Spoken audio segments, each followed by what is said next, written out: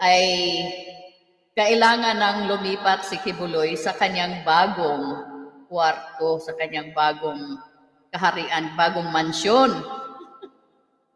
Sino kaya ang mag-aalaga sa kanya doon? Guys, yan si Kibuloy kahit maligo yan. Papaliguan po yan ng isang pastoral. Imagine, ang laking tao mo na, pinapaliguan ka pa.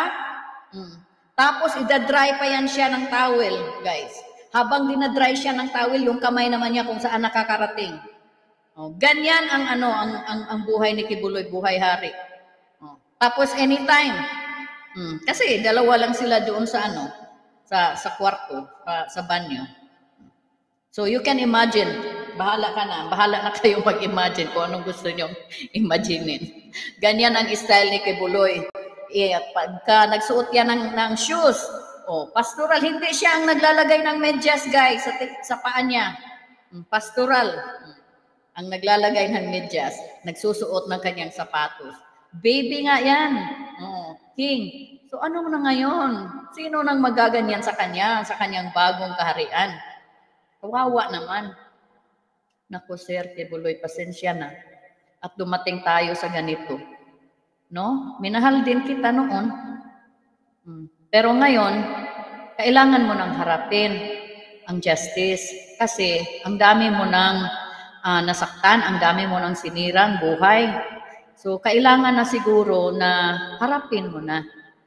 It's time for reckoning for you. Kasi even at the last minute, no, manipula mo pa rin ang mga nangyayari, ang mga tao. Bakit hindi mo na lang aminin? Para naman magkaroon ng kalayaan itong mga naniniwala at nagmamahal sa iyo. Kasi if they know the truth, nasa kanila na yon, kasalanan na nila yon, hindi mo na responsibilidad yon kung paniwalaan ka pa nila o hindi. Pero the fact na hanggang ngayon, pinapaikot-ikot mo pa rin sila sa mga lies mo, then you really need to, to face us. At kailangan na harapin mo talaga itong mga kagaguhan mo. So, pasensyahan na tayo, sir. Kita na lang tayo dito sa kung saan tayo pwedeng magkita. Bibisitahin kita. Alright guys, ito, meron akong isa pang i-share sa inyo. Itong i-share ko sa inyo is ang galing ng vlogger na ito. Kasi din siya yung newscaster siya. So, ang galing niya magpaliwanag. Yung buong story talaga ni Kibuloy. Ako, very impressed ako. Kasi, totoo naman, yung mga dates niya, at saka yung mga events na nangyayari is very, very accurate. So ngayon gusto kong i-share ito sa inyo para hindi na ba confusing kung saan si Kibuloy nagsimula, ano yung mga progress, ano yung mga nangyayari in between until dumating siya sa ganito. So gusto kong i-share ito sa inyo.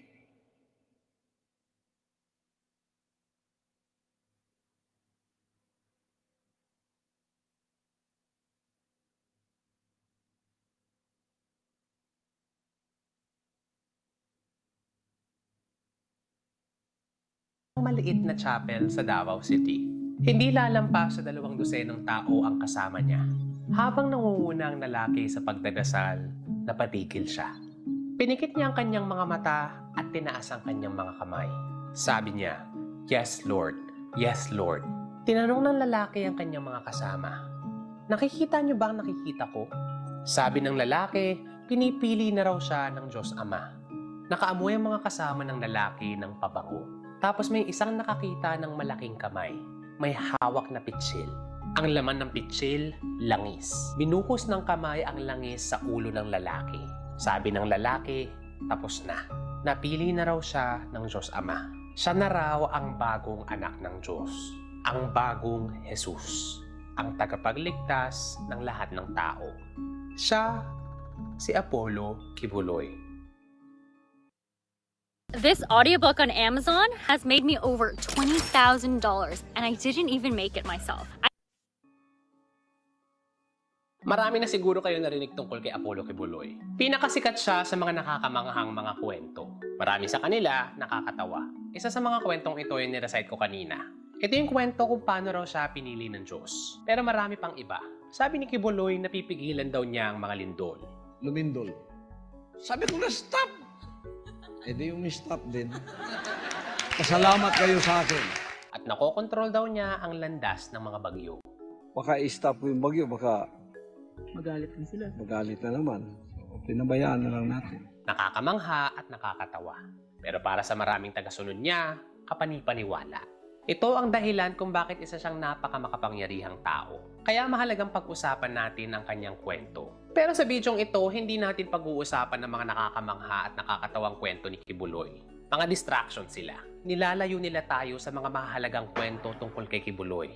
Mga storyang hindi nakakatawa, kundi nakakagambala. Ang kwento ng kanyang kaharian ng pera. Ang kwento ng kanyang mga peking organisasyon. Ang kanyang pagsasadoktrina ng pakikipagtalik sa kanya. Ito ang kwento kung paano siya naging most wanted sa Amerika. At ito ang kwento na kung bakit ang hirap niyang mahuli. Ito ang kwentong mapapaisip ka kung tao ba siya talaga. Hindi dahil baka isa siyang Diyos, kundi dahil baka isa siyang demonyo. Sa kwentong ito, kasama niyo ako. Sa mga bago dito, ako si Rambo, isang mamamahayag na may 7 taon ng karanasan sa pagbabalita. Itong kwento ni Apollo Kibuloy, malabo ngayon. Gawin natin klaro. Part 1. Ang pinagmula ni Apollo Kibuloy. Tulad ng maraming tao, may simpleng pinanggalingan si Apollo Kibuloy. Pinanganak si Apollo Kibuloy noong 1950 sa Buhangin, Davao City. Bunso siya sa 9 na magkakapatid na anak ng 2 kapampangan na lumisan sa Davao City noong World War II. Basically, mga kapampangan sila na lumipat sa Davao. Bata pa lang si Kibuloy, kontrobersyal na siya. Bago siya naging pinuno ng kanyang sariling simbahan, bahagi siya ng isa pang simbahan, ang United Pentecostal Church o UPC. Naging preacher si Kibuloy ng UPC at naging isa siya sa mga pinuno nito sa Pilipinas. Noong 1979, inimbestigahan siya at inexpel ng simbahan. Ito'y dahil daw sa unorthodox teachings. Ang ibig sabihin nito ay ang pagtuturo ng impormasyon na hindi hanay sa simbahan. Hindi klaro kung anong kanyang tinuro. Pero sa time window na ito papasok yung kanyang kwento na pinili siya ng Diyos Ama. Na pinili siya bilang bagong Jesus. May mas unorthodox pa ba sa pagdedeklara na ikaw ang bagong anak ng Diyos? Pero nakabalik si Kibuloy sa UPC noong kasunod na taon. Isang aspeto rin kasi dito, ang mga kapatid at ang ama ni Kibuloy, mga opisyal ng simbahan. Inimbestigahan ulit si Kibuloy noong 1985. This time, arogante daw kasi siya sa kanyang mga kapwa-pastor. Pero imbis na tumapat si Kibuloy sa isa na namang investigasyon, timiwalag na lang siya. At dito na siya nagsimula ng kanyang sariling simbahan. Ito na ang Kingdom of Jesus Christ, o KOJC. Dito, si Kibuloy ang Diyos. Dahil si Kibuloy ang bagong Hesukristo, ito ang kaharian ni Kibuloy. Nagsimula si Kibuloy na mag-preach sa mahihirap. Ang mahihirap kasi madaling ma-recruit at madaling masamantala. Pagkalipas ng mga dekada, lumaki ang KOJC. Lampas 6 na milyong mga miyembro ang meron sila. 2 milyon sa kanila, nasa ibang mga bansa. Bakit ang bilis lumaki ng simbahan ni Kibuloy? Kung narinig niyo magsalita si Kibuloy, may intindihan ninyo. Everybody says sense of faith. Our sense of faith tells us that we have a God and we have a relationship with Him. Hanapin ninyo ang lugar na kung saan naroroon ang buhay ng ating Panginoon, kung saan naroroon tinataas ang kanyang pangalan, kung saan mga kapatid itinuturo ang kanyang mga banal na salita. Ang nakikita mo lang sa Diyos ay ang mga sinalita niya. So wala kang dapat panghawakan, wala kang dapat tingnan, at wala kang dapat pakinggan pagkat Diyos ang pinag-uusapan, kundi ang kanyang mga banal na salita. Yan ang iyong panghawakan. Magaling siya. Ito ang kanyang propesyon buong buhay niya. Isa siyang pastor at mahusay siya sa kanyang trabaho. Dahil sa paglaki ng kanyang simbahan, yumaman si Kibuloy. Nagkaroon sila ng napakalaking compound sa Davao City. Nagkaroon siya ng naglalakihang mga mansyon at mga luxury car. Meron na siyang private jet. At dumami ng dumami ang kanyang makapangyarihang mga kaibigan. Nagsimula siya ng mga non-profit organizations at ng media organization. Sa pagkapangulo ng kanyang kaibigan si Rodrigo Duterte, marahil nasa pinakatuktok na ng kanyang buhay si Kibuloy. Mayaman na siya, makapangyarihan pa. Pero may nangyari noong 2020. Idinimanda siya sa Amerika. Nakita ng mga prosecutor sa Los Angeles, California na si Kibuloy allegedly sangkot sa iba't ibang mga krimen. Paano naging sangkot ang matagumpay na pastor ng isang malaking simbahan sa mga krimen? Well, it turns out, posibleng kaya lamang siya ganito katagumpay at ganito karangyaang buhay ay dahil mismo sa kanyang di umano'y kriminalidad. Part 2. Ang sistema sa kaharian ni Kibuloy. Bago natin maintindihan yung mga alleged crimes ni Kibuloy, kailangan nating maintindihan yung sistema sa kanyang simbahan. Dito kasi mismo sa pamamalakad ng kanyang simbahan lumabas sa mga problema. Ito ang una ninyong kailangan malaman. Money-making scheme ni Kibuloy ang KOJC. Sa simbahang ito, ang pera ay para sa Diyos nito, si Kibuloy. Dahil dito, nasa gitna ng kanilang pananampalataya ang pera. Kung sa ibang mga simbahan, uso yung mga tithe o yung 10% ng sweldo ibibigay sa simbahan, para sa KOJC, wala pa ito. Sa kwento ng mga former members, sinasabi nila na ang hinihingi ng KOJC, lampas pa sa kanilang kinikita. May detalyadong series dito ang Rappler. Nireport ito at sinulat ni Inday Barona at ni Herbie Gomez. Kailangan nyo ito mabasa. Iiwan ko yung link sa description ng video na ito. Ayon sa pakikipag-usap ng Rappler sa mga former members ng KOJC, ang simbahan nabubuhay sa solicitation, sa paghihingi at panlilimos ng pera. Ang gumagawa ng lahat ng ito, ang mga miyembro. Ang mga miyembro ng KOJC, mula pagkabata hanggang pagkatanda, pinagsosolicit ng simbahan. Pinapalimos sila ng simbahan at meron silang mga quota. Sabi ng isang former member sa isang Senate hearing, ang kanya raw na daily quota, 3,000 pesos. Ang tataas ng quota nila. Para maabot ang kanilang mga quota, marami sa kanila nagsisinungaling. Yung iba sa kanila, pinapresenta ang kanilang sarili bilang mga miyembro ng mga charity. Yung iba sa kanila, nagkukunwari na bingi at pipi. Marami sa mga nanonolicit may mga trabaho. Ginagawa nila yung kanilang panunulisit pagkatapos ng kanilang 8 to 5. Parang part-time work ang pagiging bahagi sa KOJC. Labas sa kanilang regular na panunulisit, merong mga malaking ambagan sa tuwing merong selebrasyon ang simbahan. Ayon sa mga former member na nakausap ng Rappler, malaki daw ang hinihingi sa kanila tuwing Christmas season. Sa Christmas season kasi maraming pera ang dumadaloy. Pero hindi pa ito ang pinakamalaking ambagan. May pinakamalaking ambagan sa birthday month ni Kibuloy. Abril kada taon, nagpa-fundraising ang simbahan para maregaluhan si Kibuloy ng mga sasakyan at ng mga bahay. Ang tawag dito ay ang Month of Blessings o MOB. Hindi ligtas sa panunulisit ang mga bata. Dahil walang trabaho ang mga bata, imbes na maglaro sila tulad ng ibang mga bata, pinagsosolicit sila. Sa kwento ng mga dating mga miyembro, ang kanilang shift, 8 a.m. to 8 p.m. Basically child labor. Araw-araw, meron din silang quota. Kung hindi nila maabot itong quota, mas matagal pa silang manunulisit. Tulad ng mga matatanda, itong mga bata, nagpapanggap na bahagi ng charity. At yung iba rin, nagpapanggap na bingi at pipi. Meron din nagpapanggap na out-of-school youth. Ang ilan sa kanila, mga totoong out-of-school youth. Pinatigil sa pag-aaral ng simbahan at ng mga magulang para manulisit. Lahat ito, sa ngalan ng pera para kay Kibuloy. Para sa kanilang Diyos. Nakapaloob sa kanilang doktrina ang pera. Kaya naman kung hindi nila maabot ang kanilang mga quota o ang mga target ng kanilang mga ambagan, makasalanan silang tao. Mortal sin ang hindi pagbibigay ng sapat na pera. May nakausap ang Rappler na nagsasabing kung hindi mo maabot ang iyong quota o target, totorturin ka. Katakot-takot. Napapaisip siguro kayo, bakit hindi sila umalis agad kung ganito ang sistema? Isipin nyo ito, kung pinalaki kayong sinasabihan na ang Diyos ay si Apollo Kibuloy, at ang paraan para makapunta kayong langit kasama siya, kaya pagbibigay ng pera, malamang magbibigay din kayo ng pera. Sa takot sa impyerno, aambag din kayo. To be fair, for sure meron mga tao ditong talaga nakahanap ng komunidad. Pero hindi maitatanggi na maraming problema sa pamamalakad ng simbahang ito. Kaya nga marami ring umalis. Ngayon at pag-usapan na natin kung paano pinapatakbo ang kaharian ni Kibuloy, pag-usapan na natin ang mga kaso.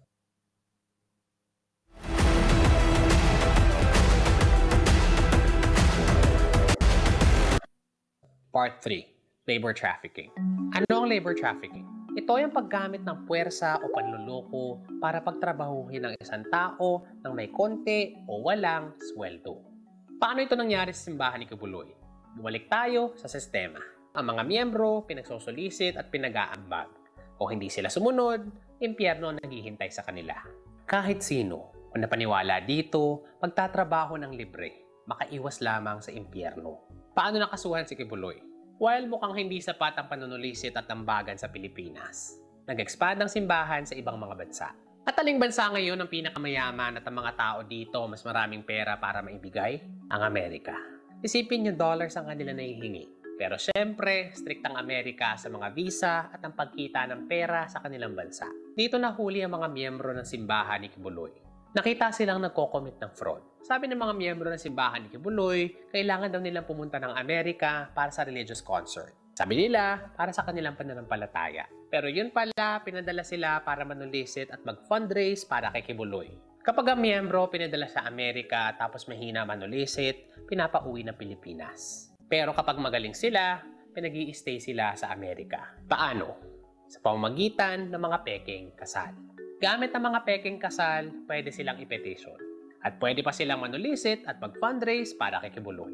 Not in pesos, in dollars. Pero kahit na dollars ang kanilang pinapasok na pera para sa simbahan, ang kanilang working conditions, parang sa Pilipinas rin.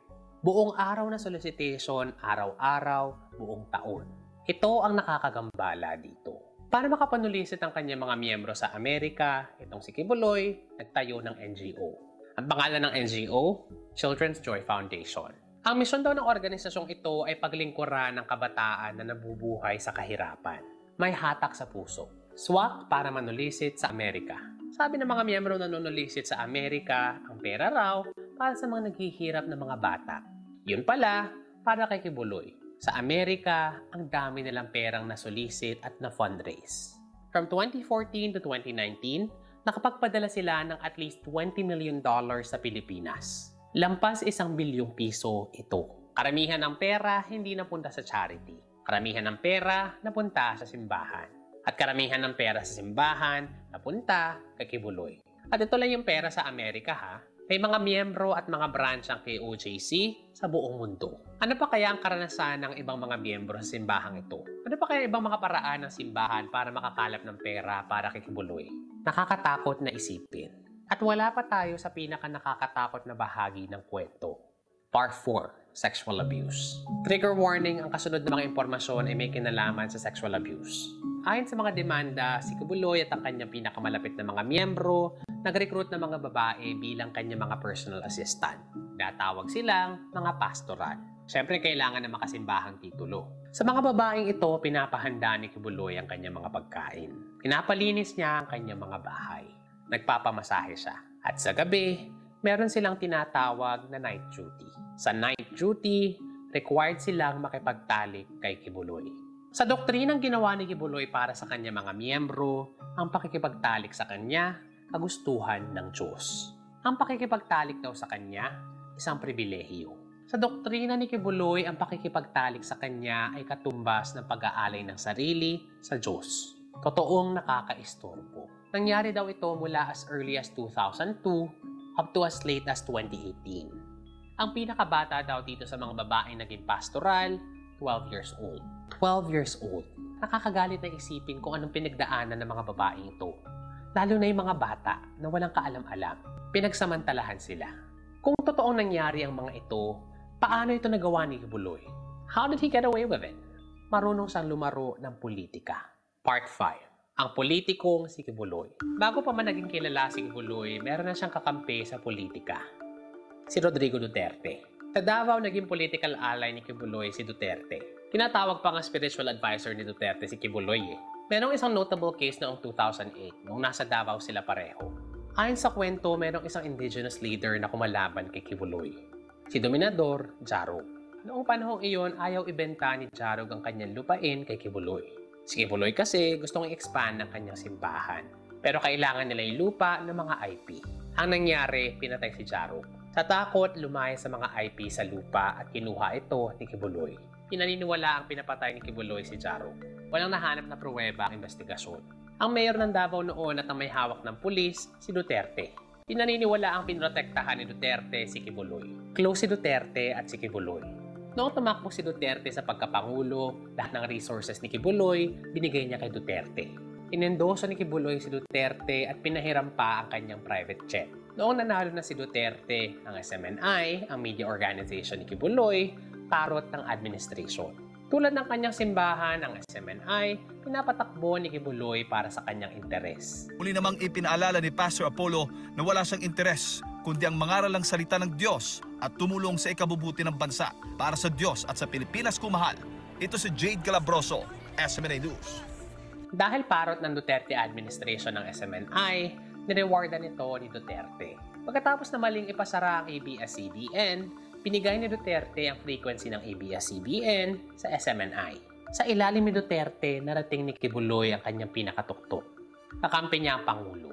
Ang SMNI, kakampi ng administrasyon. Ang kanyang simbahan, katulad niya, untouchable. Kahit na ang Amerika, hindi siya mahabol dahil kay Duterte. Pero natatapos ang lahat ng administrasyon. Nagbago ang lahat kay Kibuloy pagkadating ng administrasyon ni Bongbong Marcos. Ito na ang downfall ni Apollo Kibuloy. Ang unang pagkakamali ay nanggaling sa SMNI. Sa isang programa kung saan, as usual, puro kasinungalingan ang kanilang pinapalabas, maling tao ang kanilang pinalaban. Kinalaban ng SMNI si House Speaker Martin Romualdez, ang nagkukumpas ng Kongreso at ang pinsan ng Pangulo. Meron akong video na pinapaliwanag ang buong issue na ito. Ang kailangan nyo malaman, nagkamali ang SMNI na itatake nila si Romualdez. Dahil dito, kinalaban sila ng Kongreso. Inimbestigahan ng Kongreso ang SMNI. Sa huli, nanawagan ng Kongreso na isuspinde ang SMNI. At nangyari ito. Kasabay nito, nagsimula ng sariling investigasyon ng Senado. Ang tuon naman ng Senado, ang mga abuso sa loob ng simbahan ni Kibuloy. Ito yung labor trafficking, yung fraud, at saka yung sexual abuse. Ang Senado, at least 3 beses na tinawagan si Kibuloy na magpakita sa hearing. Sa lahat ng ito, hindi siya nagpakita. Dahil dito, nanganganib na si Kibuloy na ipaaresto ng Senado. Ang Amerika naman, handa na siyang ipa-extradite. At mukhang handang tumulong ang Marcos administration. Sa loob ng 2 taon, mula sa pinakatuktok, bumagsak si Kibuloy.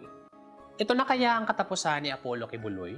Ngayon at nahabol na siya ng batas, ito ang panawagan ni Kibuloy. Patalsikin ang Marcos administration. Sumunod po kayong lahat at tayo ay magkaisa ngayon para itaas ang bandila ng kalayaan. Ano man ang mangyayari sa akin tulad ng aking amang si Jesus Christ, ipinako sa krus, ay handa po akong mag-alay ng aking buhay sa isang worthy cause na sinasabi ko dito. Isang desperadong panawagan. Hanggang sa huli, ang kanyang pananalita ang kanyang pinagkakapitan. Pero hindi tulad ng dati, ngayon, hindi na sapat ang kanyang mga salita. Wala na si Kibuloy sa kanyang kaharian. Sa labas ng kanyang palasyo, si Apollo Kibuloy, tao rin lang. At bilang tao, kailangan niyang humarap sa batas. Anong tingin niyo kay Apollo Kibuloy? Miyembro ba kayo o may kakilala ba kayo?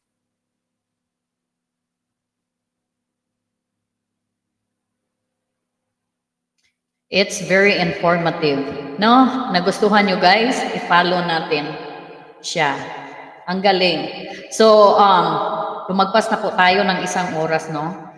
Meron pong ipapalabas ang Rappler na news, ng article na nandoon po nakasalaysay yung mga properties ni Kibuloy.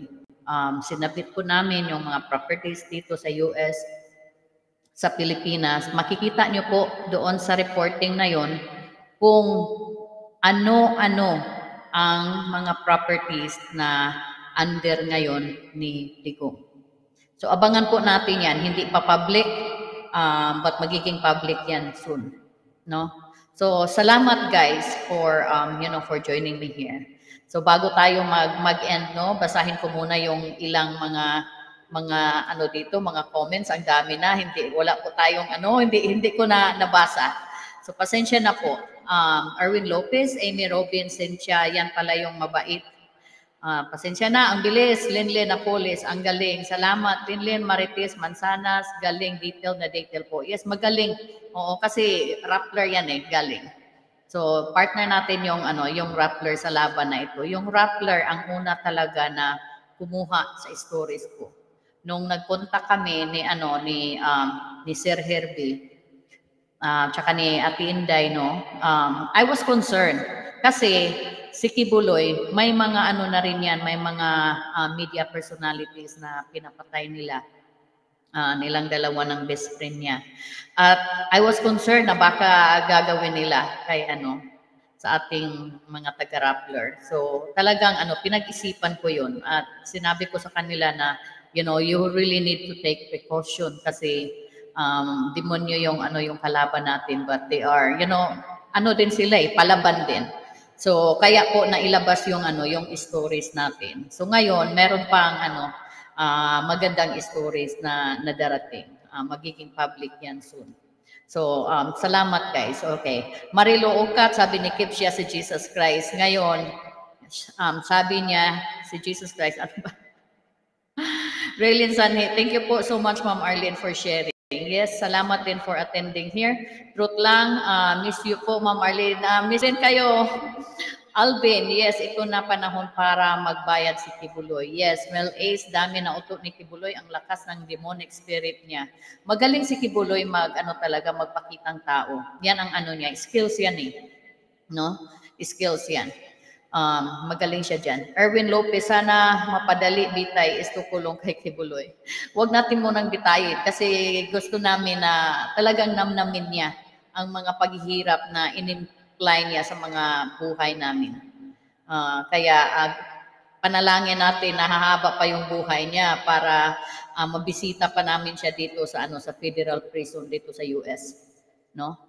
Kasi ang mangyayari niyan parang basketball yan lipat dito, lipat doon kasi may mga kaso siya in both countries. So excited tayo sa ganyang sitwasyon. Kasi medyo matagal-tagal na rin tong labanan natin. At least ngayon, nakikita na natin na yung justice, abot kamay na natin. Kaya salamat talaga guys kung hindi ninyo kami sinamahan sa ating laban, hindi po natin makakamit ang ganitong hustisya at sa ganitong panahon. Pero dahil po kasama ninyo kami at sa iba pa na mga media, mga tawag nito media outlet natin, yung TV5, yung GMA, kasama po natin yan, yung Rappler. Marami po sa ating mga media personality na naging partner po natin sa laban na ito. Kaya nung sinamahan niyo po kami sa ating mga vloggers na nakikipaglaban para sa justice at para sa katotohanan, lalo po na naging mabilis ang resulta ng laban na ito. Kaya marami po talagang salamat. Today po, antayin natin hanggang siguro 5 o'clock kung madala nito pasyo si Kibuloy. Kung hindi, wala na. Pusas na yan, diretso. Kaya salamat guys. Thank you so much talaga. I'm going to say bye-bye now kasi medyo late na rin dito. Okay, bye-bye. God bless you guys. See you soon.